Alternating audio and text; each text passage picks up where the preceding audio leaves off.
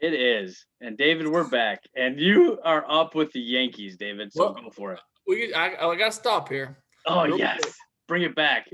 What did you think about the Brewers' big trade for Willie Adames this week? So I had seen that I saw a picture of him in a Rosarina in the dugout, kind of hugging it out a little bit there. And I don't know, man. What do you think of that? I thought it was really strange on the Rays end, but you know what they're doing though? You know exactly what the Rays are doing, right?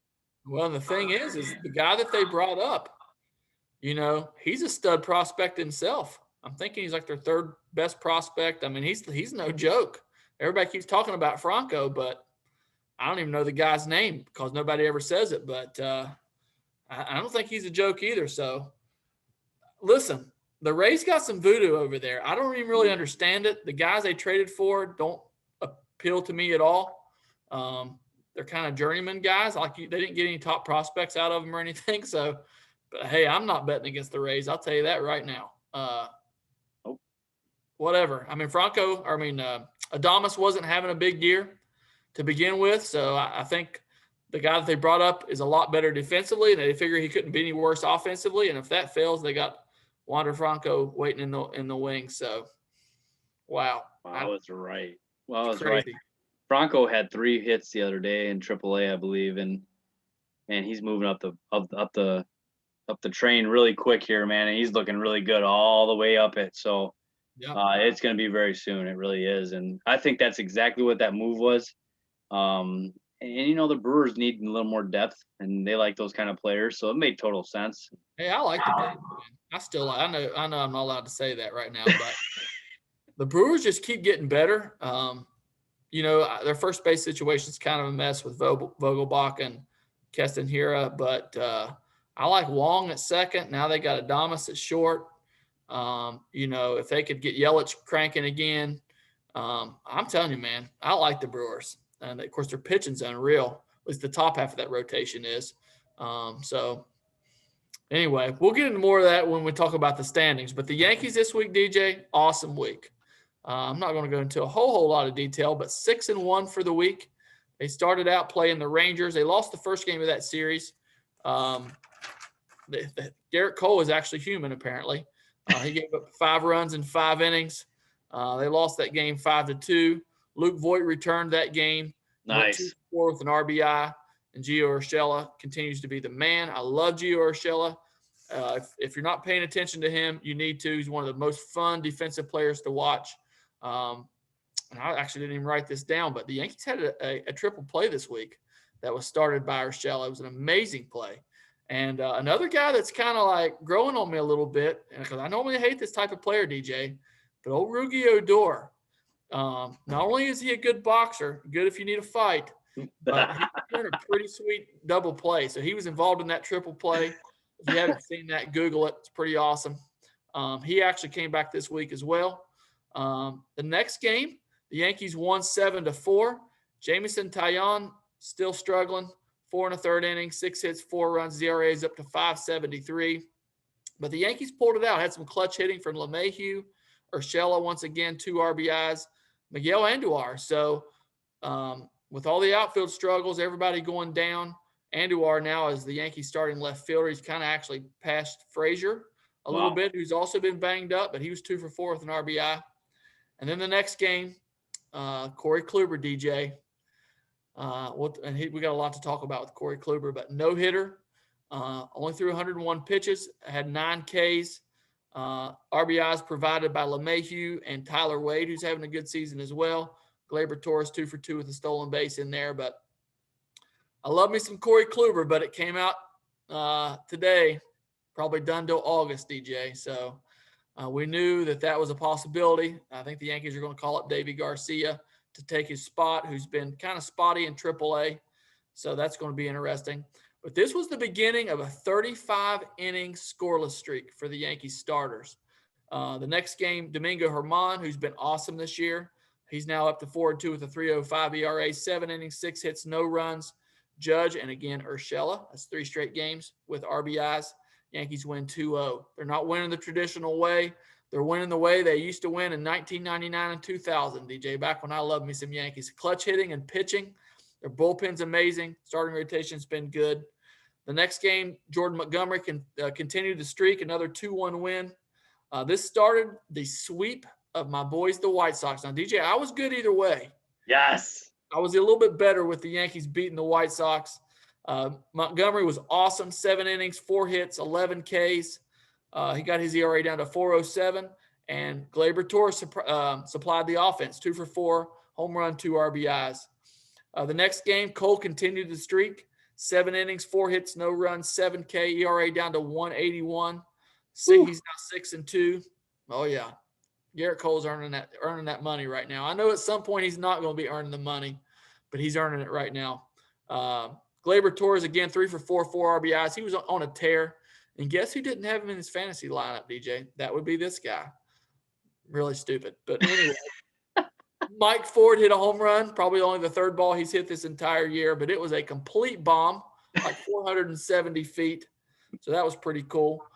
Jameson Taillon, but he's back around. He continued the streak. 5 innings, 2 hits, 4 Ks. Aroldis Chapman is human. He gave up a run, but got the win. 4-0, .47 ERA, DJ. Averaging 2 strikeouts an inning. Hall of Famer. Well, I hate Hall to of admit Famer. this. I hate to admit this. I saw a side-by-side comparison with him and your boy Billy Wagner. And there's no difference. It's really strange. So they're both Hall of Famers, yes. Man, I've always struggled with that Billy Wagner one. I don't know why. Maybe I'll come around on that one. I don't know. You need to. But we had a Clint Frazier sighting, 3 for 4. I got his batting average up to about 171. Gleyber Torres once again, 3 for 4, 2 RBIs. But here's the problem, DJ, 6-1. Well, guess what happened in the meantime? The Rays reeled off 9 straight. So the Yankees are still stuck in 3rd place, I believe, either 2nd or 3rd. Let me pull up the standings here, DJ. We can just transition right into that. They're in 3rd. They're in 3rd. Got canceled tonight. Voit is back on the DL. Kluber's back on the DL. Stanton, I guess, is getting ready to come back, so that's going to help. But man, the Yankees just cannot get past these injuries. And I was listening to MLB today. It's a league-wide problem. Yeah. So the question is, DJ, what is it? Is it millennials? Are they just wusses? What is it? You know, the Yankees are having to give Judge a day off about every 3 days. And I love Aaron Judge. That's Leland's favorite player, so I can never hate on Aaron Judge. But don't you think it's weird these guys got to have a day off every 3 or 4 days? I mean, what's going on? I think that is exactly what it is what you just said there. They're a bunch of wusses now. I heard a stat today, and it's funny you brought this up, that the Cubs have used their 40th player this season, the fastest in franchise history. But here's the problem, David. They're 9th in the league in players used. So there's 8 other teams who have used more than 40 players already this year. Or above them. It's like a rotating door, man. And I feel sorry for these guys. The Yankees got a guy, his name's Albert Abreu, and they call it the Scranton Shuttle. So he comes up, somebody will get injured. I promise you he'll be up tomorrow. He'll come up, pitch 3 innings, do really well, back down, they'll call up a position player.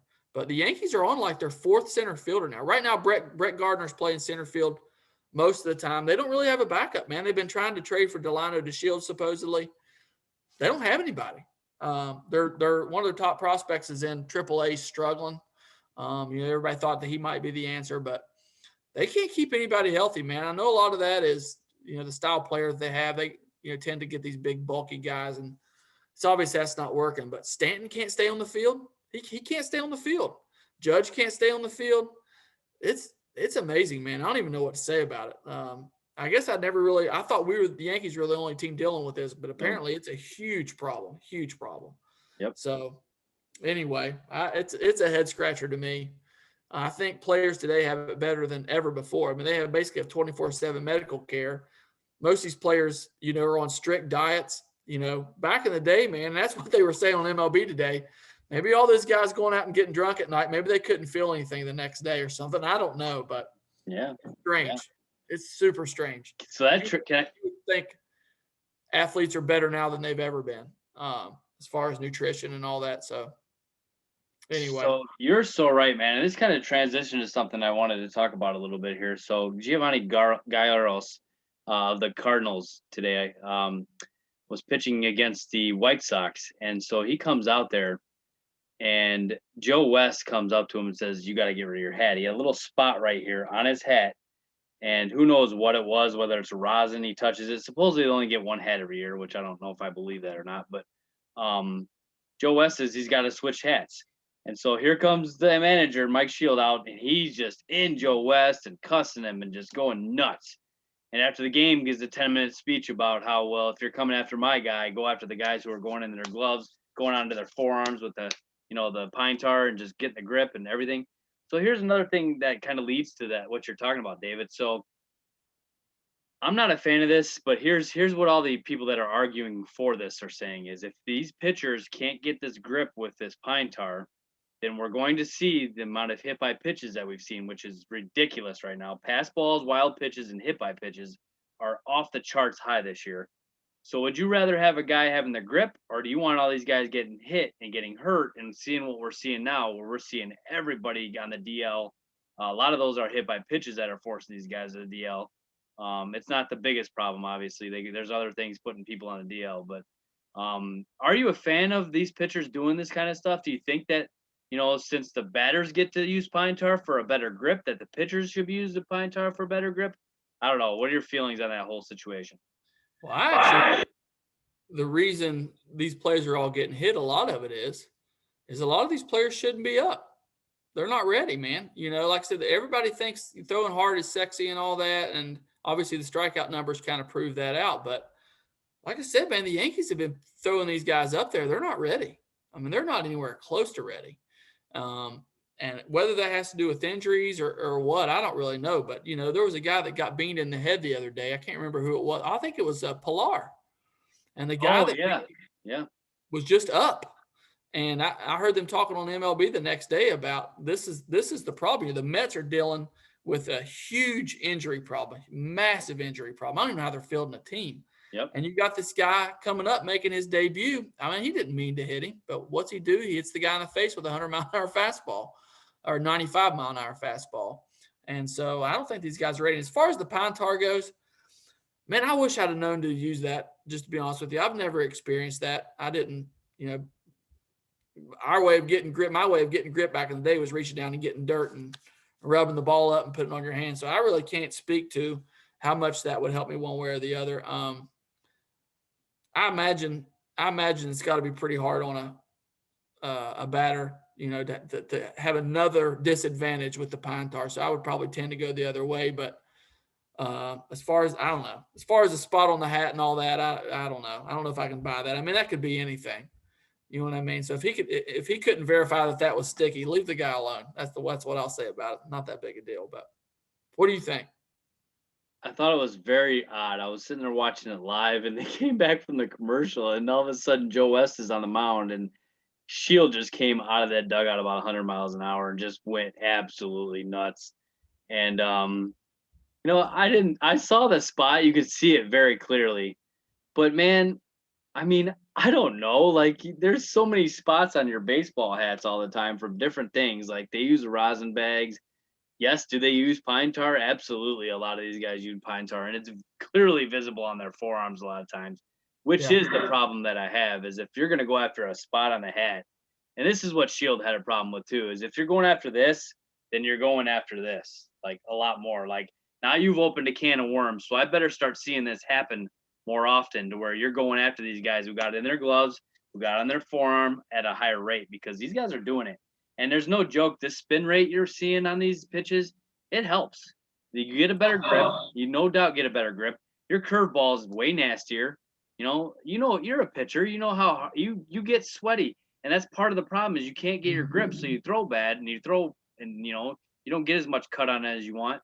The rosin bag obviously helps you get your grip a little bit too, but that pine tar, man, that gives you a huge advantage. And I don't know how I feel about it, to be honest with you. I know they all do it, and it's kind of one of those things. Well, they all do it, so why are we policing it now and policing this and that? I don't know. There's a lot of messes in the game right now, and I think that's one of them too. Is these guys have found ways to cheat and put foreign substances. it's not just pine tar too. These guys are making special stuff, David. Like they're making different types of. I don't even know how they're concocting this stuff, but they're putting it all together. They got their own creams and stuff and whatever they're putting on their hands. It's prevalent. It's in the game big time, and it has been for a while now. And for it to come out today, I don't know, man. This sounds similar to what maybe happened in the 90s that were giving people an advantage, but somehow they didn't get away with it. It's really strange, DJ. I'm glad you brought this up. This is a great thing that we need to talk about. How is this any different than cheating the other way? They're getting a competitive advantage. It's illegal. It's definitely against the rules. That's interesting. I wonder if those guys should be in the Hall of Fame. I don't know. It's interesting. No doubt about it. Foreign substances. Yep. You get busted with it, you're out of the hall. See ya. Really? Phil Necro out. Gaylord those all out. All cheaters. All cheaters. They all talk to It's the Hall of the Saints. It's not, the Hall of the fame or the good players or whatever. It's the Hall of Saints. We have to know that you triple dog swear with not your fingers crossed that you never cheated ever at anything. You didn't steal signs, nothing. Got to be clean, man. Oh, man, this is great. This is just great conversation. Well, let's talk a little bit about rules. We've been talking about rules. So man. This past week, you were watching the game. I didn't get to watch it, and I actually haven't seen the clip, but Davey Martinez threw an epic fit. So why don't you tell us what led into that? So Trey Turner's up, David, and this happened in the World Series a few years back when the Nationals won it, and the Trey Turner again was running. So I'm a Cubs fan, obviously, and I was mad about this because it benefited the Cubs, and I still don't get this to this day. I don't understand this. So Trey Turner swings and misses, and Contreras, it goes back to the backstop. So the first baseman sets up outside, and the catcher's yelling outside. You do this. We practice this all the time. When you get a pass ball, it's inside, outside. Very simple baseball. Well, the problem is, David, is he's standing in the running lane, which is that little line on the side of the first baseline. And the first baseline, he's got his foot on that side, and he's in the running lane. I got a good picture of it on my phone. I can't show you because of the background here, but he's literally straddling the running lane. So Contreras throws outside of that to the inside, actually, where the first baseman has to reach over the runner, which is Trey Turner, and misses the ball, and it gets away. Trey Turner is obviously on the other side to avoid a collision with the guy who's on the inside part of the base. Trey Turner gets called out for interference, David. I cannot for 1 second figure out this rule. It's got to be cleared up more by interpretation of what the runner intent was on that. Where in the world is he supposed to go? Davey Martinez threw a fit, pulled the base out, chucked it in the air, kicked it. It was awesome. Got a standing ovation from Cubs fans because everybody loves Dave Martinez in Chicago. But, I don't get it. I was fired up about it the first time it happened. I was even more fired up that it was called again because this has got to stop, David. This is wrong. Like you were I think you're going to bring up the safety base thing. Do we want that in the game? I sure as heck don't. That's so stupid. Maybe for girls, but not for baseball. This is just so simple today. This is literally just so simple. Is the entire bag in play? Yes. We all know the answer to that is yes. The line goes on the outside of the bag. So to me, that runner should have the width of that bag at a very minimum to stay in. And I didn't get to see the play. I saw the World Series play. Stupid call. The fact that the ball crossed paths from outside to the inside of the bag even makes it dumber. Yes. And like you said, it comes down to intent. That's plain and simple. It comes down to intent. If I know that he's going to throw the ball to the outside and I intentionally move over to the outside, then that's on me, man. And I don't think, anybody can have a problem with that. But like you said, where's the guy supposed to go? And this goes back to, again, DJ, the problems in our game right now. Why people say so frustrated. There's so much gray area in a lot of the game. Again, the pine tar issue and all that. They've got to get this stuff cleared up because now, that was a World Series play. And I don't know what the ramifications from that were, but I mean, this is a win or lose situation, So they got to get this cleared up, man. That's crazy. I don't blame Davey Martinez for going nuts. So I don't either. And Trey Turner just seems like such an awesome dude. And he was just like, he didn't argue or say anything. He kind of let Martinez handle it himself. But Trey Turner's face was just like, I will send you the video later because I've got it still, and I'll show you the picture of what I'm talking about. But he's literally straddling the entire running lane. The first baseman is, and he gives Trey Turner nowhere to go. He actually gives him the inside part of the base. He gives him nowhere to go in the running lane, is what I should say. He gives him the other side to run through, which is what he did. He didn't interfere with the play at all. Contreras made a horrible throw, and we got rewarded for it, because I don't know if he would have thrown him out, and it would have been really close. But yeah, it was unbelievable. The game's got a lot to clear up. It's got some rules to straighten up a little bit here too on some things. And come on, Kamish, we called you out last week. You got a lot of work to do, man. You're let's not talk about another one. So DJ Madison Bumgarner, a couple weeks ago, a 7-inning no-hitter. Now you're going to know where I'm going to stand on this, so I need to hear it from you. Was it a no-hitter or not? David, if you are told that your game is 7 innings and you throw the game and nobody gets a hit, it's a no-hitter, man. No hitter. I mean, if you have to say the words, he threw a 7-inning no-hitter. I mean, how much more obvious can you get? It's a no-hitter. I don't get it. I do not understand this. Like, how do you argue that it's not a no-hitter? And they did not give him credit for this yet. We should be already tied for the most no-hitters in a single season in history with 8 now. But there's only 7 credited because they didn't give it to Bumgarner. This is a joke, David. Oh, you mean to tell me that he probably has to hold hands and meditate and call a few people to make sure nobody's offended. Come on, man. I mean, this is easy button. So are we going to be able to trust Rob Manfred with the hard decisions? No. I mean, like I said, from everything I've heard, this guy's a super nice guy. He's a terrible commish. He's got to go. If you can't make this simple decision in the next day, I'm sorry, man. You got to go. That's ridiculous. I mean, David, here's another thing too. If you get a 5-inning official game, okay, and you get rained out or whatever, and it's 5 innings get through and there's no hits on the board, no hitter. Sorry, look, it happens in high school.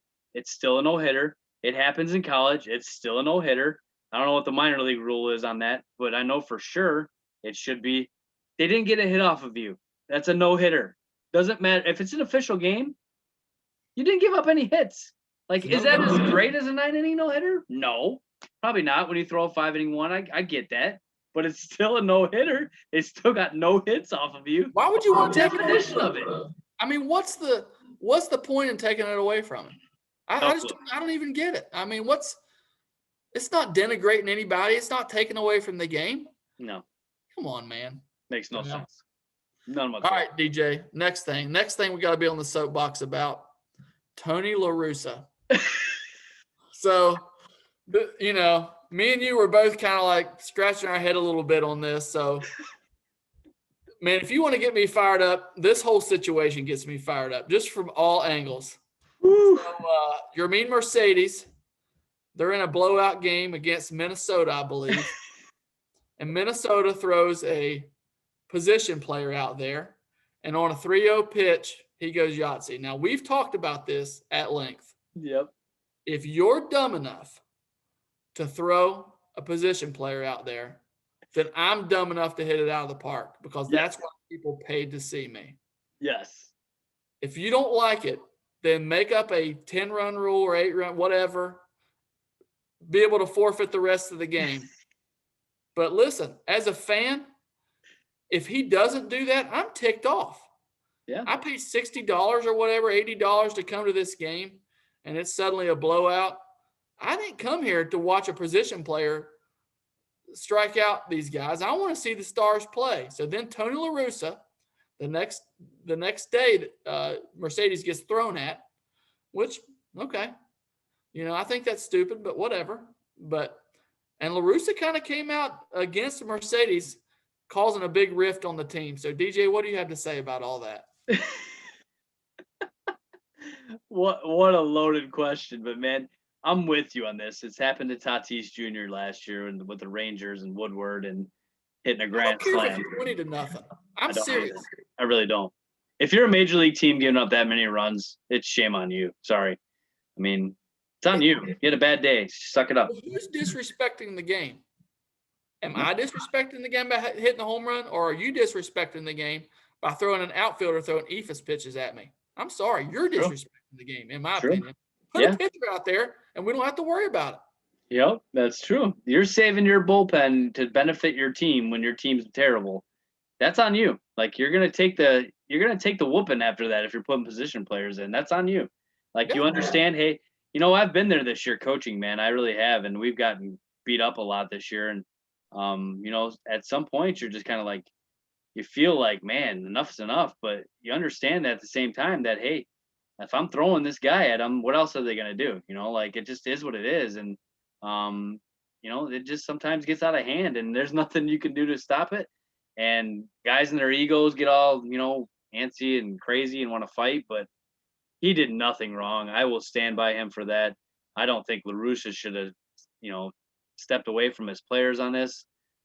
They've had a lot of problems, David, with him, and it's been a very interesting thing because the White Sox are doing so well so far, and a lot of the fans are against LaRussa and for the players, and it seems like there's a little discord going on there. I'm not sure how bad it is in the clubhouse, but Rick Hahn didn't want anything to do with LaRussa, so that was a bad start when your GM doesn't even want you. The players at first, he got a DUI, so the players are like, "Oh, this is our leader, awesome," and then now with all him not even backing them up and being so old school, not adjusting to the way the game is today, it's a sticky situation, man. I'm wondering if it's going to come to bite him in the butt, man. I don't know. What do you think?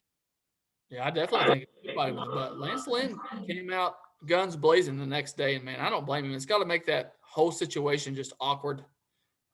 Somebody else came to his defense as well, and I don't remember who it was, but I just don't get. I feel like I'm a pretty old school guy. I don't get it. Yeah. I don't get why you can be mad about it. Like I said, if you're dumb enough, I'm a professional hitter. If you're dumb enough to throw a guy out there throwing 50-mile-an-hour balls down the middle, I mean, would it have been better if he hit it at 3-1? I mean, I don't get it. I just think it's dumb. It's the same way in basketball. If we're in a blowout win or whatever, now I don't think you should be pressing or that kind of thing. But if I can't make a shot, what's more embarrassing? You giving me the ball so I can try to take another one, or just letting me play? Right. So anyway, I have to get off that soapbox. That's a place I'll stand for a while. That's just dumb. I mean, that's just dumb. You're it's not right, good man. for anybody. It's not good for the game. It's not good for anything. The fans, nobody. So I hear you. I've gotten in trouble actually in the teams I've had in the past where and this is kind of just kind of to expound upon this a little bit. As a coach, I've gotten in trouble a couple times because our team was so good and we played somebody that was not good at all, and the score gets out of hand so fast, and you just play the game and you got to get like shamed for how bad you beat them at times, and I don't see it. I try to figure out, but I've also been in the spots where I'm blowing a team out and we just run into an out, like I tell my guys just get a lead and run into an out, or we bunt and try to help them out. Like, is that more degrading than just hitting and like just trying to, play the game and they eventually make outs? I don't know, man. It's a tough spot to be in. We've been in that position this year. Got a little bit better team, and talking about my girls softball team, and we've done the same thing. And I think there is a point you need to help the other team out, and I agree with that. Listen, what we're talking about high schoolers. Right. We're talking about a little girl on the mound that needs bailed out, or a boy on the mound that needs to get bailed out, and I'm for that, man. That makes sense. People getting paid millions of dollars that are professionals. I'm sorry. It's different. It is different. You're right. Now, if you're stealing bases and all that stuff, I'm not for that. I'm not, but like I said, you're going to throw a guy out there, you better expect me to hit it. That's what I'm going to do. So got it. I agree, man. Anyway, well, a couple other things, DJ. So you predicted this. Rockies GM, Mark Bridrich, I believe was his name, out. Talk about that a little bit. What led into that and your thoughts on that? Yeah, Jeff Bridich is gone after 17 years with the Rockies, 7 as the GM. We talked about this in the Rockies podcast. he stepped down as a GM. I do feel bad for him, and here's why a little bit, David. Like the Rockies made back-to-back playoffs under his GM belt there for the first time in their franchise history, which is nothing to take shame for. That's awesome for them to do that. He did a good job. I'm not like saying he's terrible by any means, but David, here's the thing, man. Here's a couple things that kind of led to this. He made one of the worst trades I've ever seen by getting rid of Nolan Arenado for nothing, absolutely nothing. When you could have got one of the best players in the entire game for a whole lot more, I believe. Like some of these trades that happened this offseason, teams got a lot back for what they gave, and he not get nothing.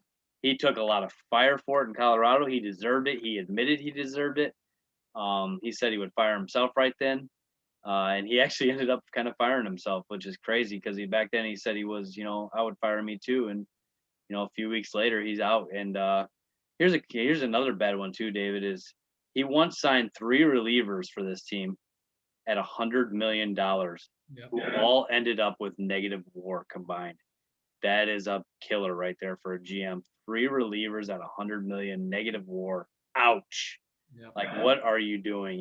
So they all didn't work out. I believe one of those was Wade Davis, who was terrible with the Rockies, and ended up being his downfall a little bit there too. So there's a few big things on his resume that kind of led to this, and it's unfortunate, man. And one of the weird things about this too, David, is he kind of did like what the whole, he kind of like backed away from, he didn't want to be a part of what's going to happen to Trevor Story. I really believe that. Is he going to be the man or is he gone? And it's kind of like the Theo thing here in Chicago. Theo wasn't going to be involved. If there was going to be a blow up here, he's not going to be a part of that because these are his guys and he wants nothing to do with it. It's kind of the same thing here. He kind of sees the writings on the wall. So the next guy's got to make the decision on Story and Blackman and what are they going to do? Where's this franchise going? What direction are they going? He just felt it was time, and I can't blame him, man. I really can't. And it's tough to see. You hate to see people lose their jobs. Just I think he's a good guy and everything, and but just hasn't been really good for the Rockies recently, and some really bad moves. So, what do you think, David? Yeah, it was tough. I was just sitting there thinking about some of the other signings.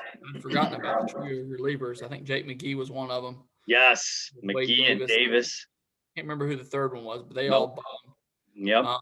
Then I also think about Daniel Murphy. I think about the other guy. He just retired this year. Complete bust. I think he played for the Nationals previously. Was it the Nationals? I just can't think of the guy's name. I'm losing it. Who's an outfielder? They moved him to first base, I believe, at one point. But anyway, man, the Rockies were kind of knocking on the door there a couple years, and the signings that he made just were not good. Yep. And in his defense on the Arenado trade, Gombers looked pretty good, man. So maybe that'll make that feel a little bit better for Rockies fans. But it was time. They needed something else. He couldn't capitalize on those years that they were winning. So, like I said, he may be a great guy or whatever. And that ballpark thing is a thing that's hard to quantify. And so, trying to get pitchers and stuff there, that's tough. I'm a believer. I can't remember who it was that suggested it. They need a dome in Colorado, and it would straighten up maybe a little bit of that, thin air or whatever that they got going on. Because, man, if you were a pitcher, it'd have to be a last resort to go to Colorado. Seriously. No, I'm just not doing it. I'd rather pitch for the Pirates or anybody else. Oh, yeah. Because that's where pitchers kind of go to die. And we're going to see, I think, Herman Marquez and some of these guys, Herman Marquez. When they go out, you watch, one of those guys is going to be a star. And we're seeing that, not that he's a star, but a little bit with Jeff Hoffman this year with Cincinnati. Yeah. He's looked halfway decent, and he looks like he just needed out. So, anyway, I hate it for Bridrich, but I think it was time. I do too. You signed out Arenado. They locked him up to be the franchise guy. He didn't even come close to fulfilling that contract and was traded. Just everything he did not work out, man. So it was definitely time. And, hopefully good things are ahead for the Rockies. I kind of, I don't hate the Rockies by any means. You kind of root for them at times, and they've had some teams in the past that were really good. So hopefully the next guy that comes in can get them back on track. They got great fans in Denver, man. They really do. The Rockies are very well supported there in Colorado. So good luck to them, and hopefully they can find somebody else, man. Yeah, I agree. So another thing that happened this week, DJ, Jack Flaherty and Lucas Giolito square off from the same high school. And here's something I didn't know. along with Max Fried. Unbelievable. All three of those guys were in the same rotation in high school. So talk about that a little bit, DJ. Giolito versus Flaherty. So here's what I think about all the time as a high school coach. I'm like, if you had those three guys in your rotation in high school, and here's something I got to do. I'm not sure. I believe they grew up in California. Am I right on that? Do you know? Right. I believe, and David, I can only imagine how hard it is to win a state title in the state of California with all the schools in that entire state, how big it is. I don't know how many classes they have. They have to have a huge amount of classes in that state, but it would be interesting to see if they won a state title with those three. I would be kind of surprised if they did because it's extremely hard no matter how good you are to win a state title. You have to have a lot of luck and things. I know all about how that works. So here in Illinois, it's really hard as well. But I can't imagine in California, such a big state, to win one. Could you imagine though? Seriously, you literally, David, if you played with those three guys, it'd be like over the entire week for that. Yeah. Back before the pitch counts, especially like they put pitch counts into play now in high school a few years back. But before the pitch counts, and I don't know, they would probably be before the pitch counts. To be honest with you, came into effect. It would be 1, 2, 3, and then back to the next guy because they pitch every fourth day in high school and just keep going in that same rotation. Like, how do you breathe? Like, if you're the opponent, you're done every day. You got a major leaguer coming at you, and I guess Flaherty was the best statistically out of the three. And so the Cardinals did win that game that they pitched, and it's really cool to see that kind of stuff. And I think there's an interview with the high school coach that I want to check out too. That you guys should check out as well. That he talks about what it was like to have those three. Man, I'm just kind of blown away that three major leaguers on the same high school team, and they're all pitchers. And that's like a dream come true, David, because if you've got three players like that and they all pitch and they're all starters, they can hit. Yeah. So you've already got that part taken care of, and they're going to play like your shortstop. They're going to, when they're not pitching. So it's the best, man, because if you could pitch and play a secondary defensive position and hit in high school ball, it's over, man. Like there's no chance. So unbelievable. So Giolito, I have to admit, I didn't watch the game. How'd the pitching lines go? Was it a pitcher's duel? You know what? To be honest with you, I'm not really sure, but I do know the Cardinals did win that game. I'm not sure how either of them did. I just think it was really cool to see high school teammates square up and like Max Fried being the third guy in that mix, and just unbelievable, man. So really cool to see that. Yeah, some team somewhere along the line needs to reunite them. That would be so cool, back in the same rotation. So, yep. All right, DJ. Last thing, let's talk about the standings here a little bit. So we had a little bit of movement in the standings this week, specifically in the NL West. So last week when we talked, San Francisco was in first place. They've now dropped to third. San Diego has, I believe, the best record in baseball, 31-18, followed closely by the Dodgers, and San Francisco at 604 winning percentage is a game and a half out. So interesting week. I know you follow the Dodgers, DJ. What happened there? Yeah, man, they were 9-1 this week, and Pujols, David, is knocking in runs, buddy. He continues to do this at a high pace. Just saying. Every opportunity he's getting, he's knocking in runs. So you go ahead and make fun of me all you want for that. 9-1, they're getting pitched. Man, I looked at the stats the other day. Bauer, Kershaw, Urias, those three are in the top of everything pitching-wise. It's unbelievable. Kershaw just dominated again yesterday. These guys are 9-1 in their last 10. The Giants really didn't have a bad week. They set 6-4 on the week, but the problem is the Padres and the Dodgers are 9-1 in their last 10, so they cannot. You're not going to be able to keep up with those two. The Giants have kept in there for a while. It's going to end here. It's surprising they've lasted this long. These two teams are going to take off. The Dodgers have battled so many injuries too. We were talking about the Yankees and the Cubs. The Dodgers are beat up just as bad too, and the Mets and those kind of guys. They got guys out all over the place. Some of these guys that have came up are guys that we didn't even talk about in our Dodgers preview, like prospect-wise, So just crazy, man. And it's starting to separate a little bit. Maybe next time we talk about this, the Giants are going to be back a little bit more because these two teams are the dynamite, the powerhouses of the entire world of baseball. They're unbelievable, man. And the Dodgers are still fun to watch. And let me just give more love to Chris Taylor, man. That guy, RBI machine. He's played probably all 9 positions. It feels like it's like he Yeah. just plays everywhere, man. He's so good and so effective. I love players like that. I think he's up there in OPS and all kinds of statistical categories as well. Dodgers are on fire. Padres are on fire as well. And Giants are going to start to fall a little bit here. Yep, and it's interesting. The Angels. Let's move over to the AL West. The Angels are kind of sinking. Houston's kind of back on the rise. They're now just a game out behind Oakland. Oakland's still in first place somehow. I know you're still stumped by that, but what do you think about what's going on in the AL West there?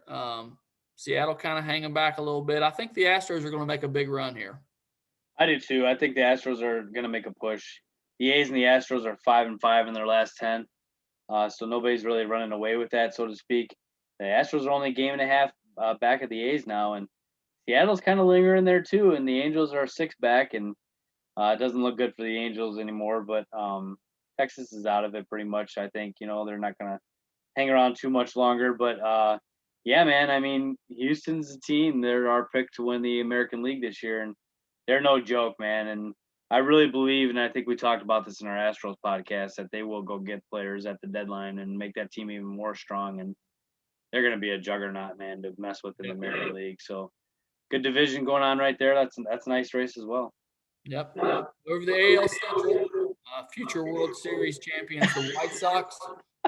They kind of had a rough week. They ran into the buzzsaw of the Yankees. They were 5-5 for the week. Cleveland 5-5, so no movement there. But DJ, there's a pulse in Minnesota. So good week out of Minnesota.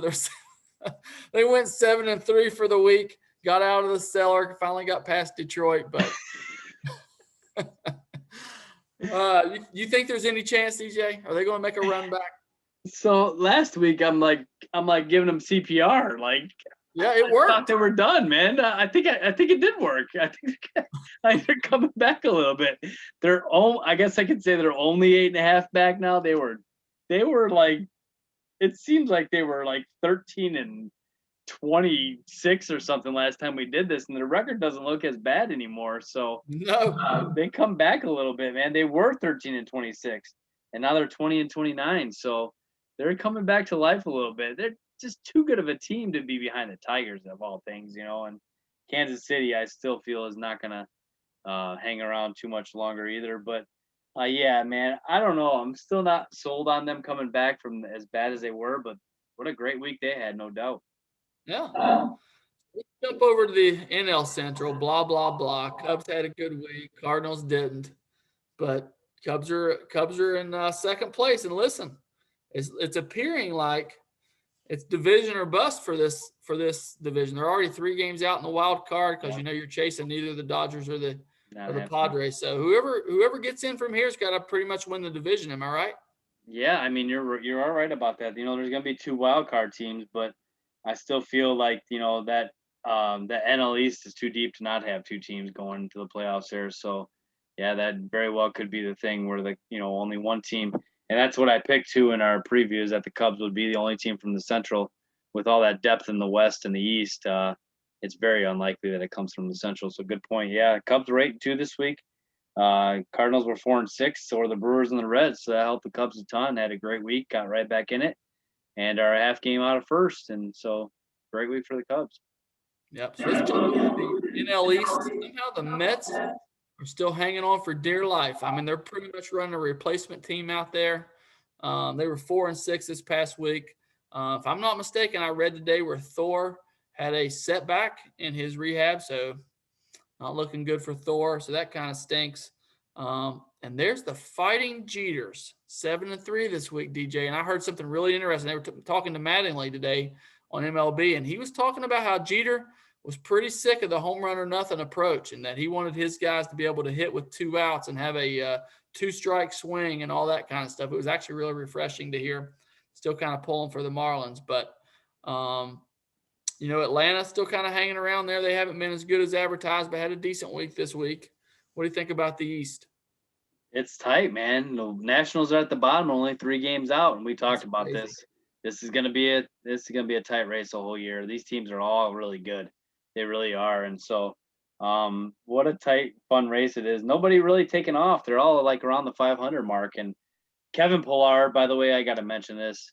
I love Kevin Pillar, and for him to like come out after he got blasted in the face, which was one of the scariest things I've ever seen, and he looked like a raccoon the next day with all the bruises he had all over his face, and I just feel so bad for him, man. That's got to be like traumatizing, and it could like mentally end your career, David. It really can. Like if it gets in your head, uh, as a major league hitter, especially with that ball coming in so fast, and that gets in your head, it could ruin you, man. So I hope he can recover from this, get back on the field as soon as possible. He's a great player, a great guy, and I love watching him play. And one of the few Mets that I will actually root for is him and Elmora. So, but yeah, man, that's a great division, and I still think the Braves are going to take off and win that one. Yeah, I agree. I think it's just shocking to me the Braves haven't done any better. But Ozuna hasn't really hit. Right. He kind of carried the team last year, so we'll see. He's still got plenty of time to fire it up. Oh, so, yeah. jumping to the AL East, the Rays go 9-1. They hop everybody and go into first. The Yankees go 7-3 and gain a game on Boston, so they're just a half game behind them now. And Toronto, rough week, but they got the Yankees this week. And like I said, the Yankees are suddenly hurting again. So Alek Manoah making his debut tomorrow. I'm going to predict that's going to be good for him. The Yankees, like I said, Awesome. man, I think their last 5 hitters are hitting under 200 at this point. So that's a West Virginia boy. I'm excited to see him hopefully excel. That's awesome. But tight division, man. It's going to be interesting. It sure is. The Blue Jays had a rough week this week, going 4-6, going from second place to fourth place. So they took the biggest hit this week as far as jumping the standings go in that division. The mighty Orioles, man, I still think it's hilarious. 2 weeks in, we're first place, just fighting along, and now we're probably I think they have the worst record in all of baseball, David. It's sitting at 17 wins. So that was very quick. They're even worse than the Pirates, which is kind of bad to do. But yeah, they're at the bottom there. Definitely rough for them. But that was kind of expected, and they hung around for a couple weeks, and that was about it. So yeah, hey, they got John Means. That's going to be good trade bait. Yeah, and maybe one of these days Chris Davis makes it back, DJ. Oh gosh. I think they still got him for like 2 more years too. That's what's bad. Oh, go look at Chris Davis's stats in the last 5 years and his salary. It'll make you throw up. Unbelievable. Hey DJ, last thing, I know we're about ready to sign off here. We've been rolling for probably close to an hour, but what do you think about A-Rod and his makeup line? Well, David, I think I'm going to look into making some of that myself here, and kind of, I got a couple wrinkles over here, try to fix those, and got a little bit of gray in my beard, so maybe I can get some A-Rod products and try to look 25 again. It can help my receding hairline. What else can he help me with, David? It's just like Dumb and Dumber. Just when I think couldn't do anything any dumber, you go and do something like this and totally redeem yourself. I hate A-Rod, DJ. I hate him. He made the show again. Yes. It can't be any worse. He goes and does something dumber. So last time it was breaking up with cheating on J-Lo, and now he's putting out makeup. So I hate A-Rod. I'll just leave it there. It bothers me that he ever wore pinstripes. I just wish we could take the whole thing back. Did the Yankees win a World Series with A-Rod in a uniform? Yes, they did. I almost don't even want to recognize it. That's how bad I hate him. I just can't take it. You said that to me, and I had to look 3 times. I thought it was a joke. It's not a joke. Is that for real? That is not a. Stop it! Come on, man. It's unbelievable. And then I have to listen to him, and his weird voice inflections and all that. I just can't do it, man. I just can't do it. Ugh. I hate ESPN right now. That's awesome, man. That was so funny. I about laughed myself to death on that one. That's for sure. Unreal. Well, DJ, I guess it's time to wrap it up, buddy. Till next week. I'm still praying for that Cubs sell-off, so hopefully we got some trades or something to talk about next week. Not gonna happen, buddy. By this time next week, Cubs will be in first place. I hear you.